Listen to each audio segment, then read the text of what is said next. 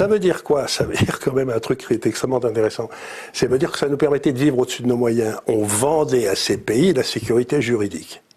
Donc ils nous achetaient des actifs chez nous parce que chez eux, il n'y avait pas de sécurité juridique. Mais, donc ça veut dire que nous, ça nous permettait d'avoir un déficit de notre balance et on vendait des actifs à 3 ou 4 fois le prix. Parce que c'était eux qui étaient contents de l'acheter. Mais à partir du moment où ils ne vont plus acheter, on va être obligé d'avoir une balance commerciale à l'équilibre. Ça, c'est pas gagné. Eh ben, et ça veut dire que notre niveau de vie va baisser pour que les importations s'écroulent. Combien de pourcents à peu près Combien de pourcents on va baisser? 10, 20, 30, 40? Mais bien plus. 30%, je vais te dire, 30%, c'est le prix d'une récession normale.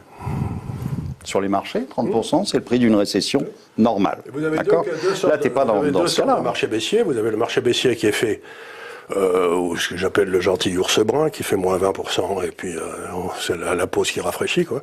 Et puis vous avez le vrai machin que j'appelle les grizzlies ou les Ursus Magnus, les énormes baissiers, j'en ai connu 3 dans ma carrière, et ça c'est du 60, 70, 80. Et donc, il me semble que toutes les conditions sont réunies pour qu'on ait un Ursus Magnus en Europe. Puisque ça fait 20 ans qu'on a des faux prix. Faux prix sur la monnaie, faux prix sur les taux d'intérêt, faux prix sur tout. Donc, automatiquement, quand vous avez des faux prix, le capitalisme ne peut pas marcher. Donc on va bien se faire tondre. Bien sûr, on va se faire tondre. Mais c'est en particulier tous les gens qui ont des assurances-vie qui vont se faire tondre. Ça vaut rien. Les assurances-vie ou tous les produits bancaires dans lesquels tu as des obligues bancaires ou autres, bancaires ou d'État. Donc après, tu as tout le reste. Tu as l'assurance-vie parce que c'est le produit phare aujourd'hui en France. Il y a 1600 milliards dedans, c'est beaucoup. Oui, mais tu vois, dans un livret A, il y a quoi? Dans un livret A, il y a des obligues. Voilà. Majoritairement françaises. Les marchés financiers, ils vont comment là? Ils vont bien, ils vont pas bien? Le CAC 40, il a combien au jour d'aujourd'hui?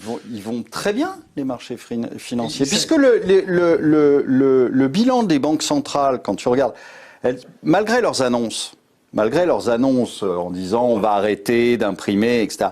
Mais tu regardes le bilan des banques centrales, il n'a pas diminué, il continue à monter. Donc tant que le bilan des banques centrales monte, eh bien tu auras des marchés qui se tiendront, qui monteront, qui se tiendront, mais tu n'as pas d'alerte.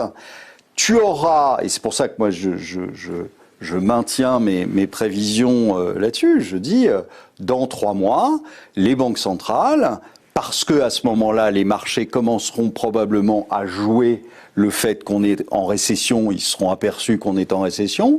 À ce moment-là, ils commenceront à baisser. Qu'est-ce que feront les banques centrales? Ce qu'elles ont fait depuis 2008, c'est-à-dire qu'elles remettront du papier.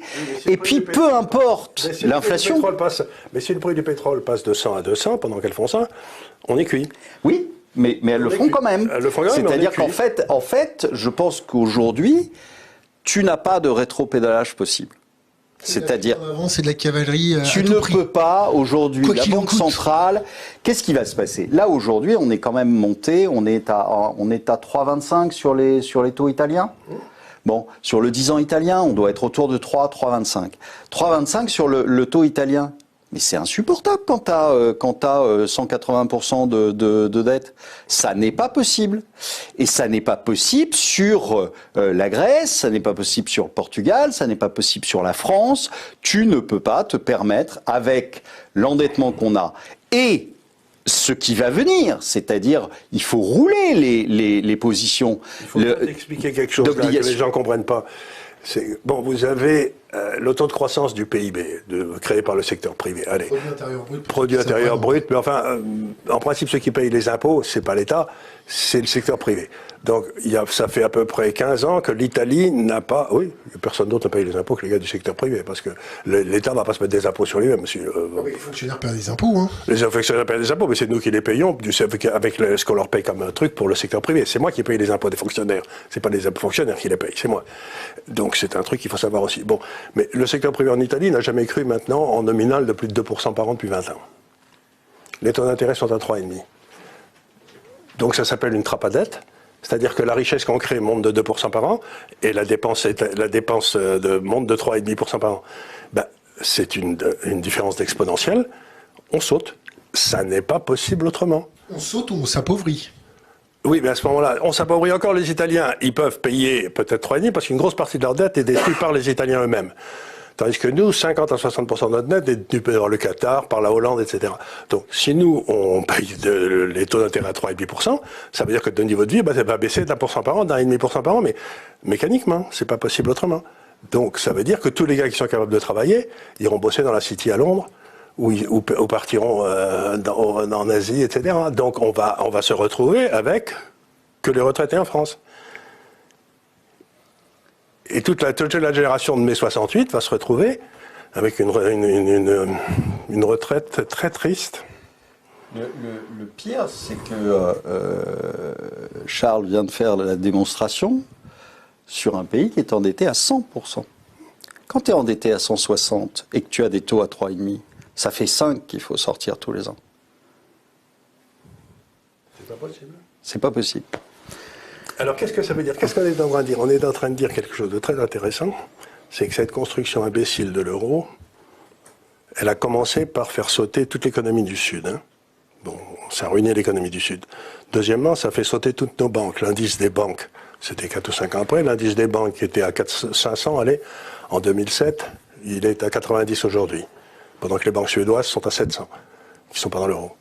Donc, c'est-à-dire que si vous avez prêté à des gens qui ne peuvent pas vous rembourser, les fonds propres de la banque fondent et la banque, ça pète la gueule.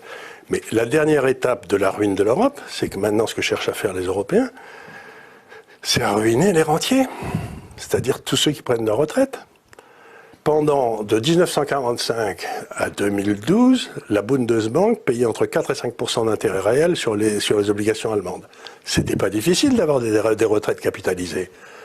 Ça marchait très bien. Maintenant, les taux d'intérêt allemands sont en moins 6.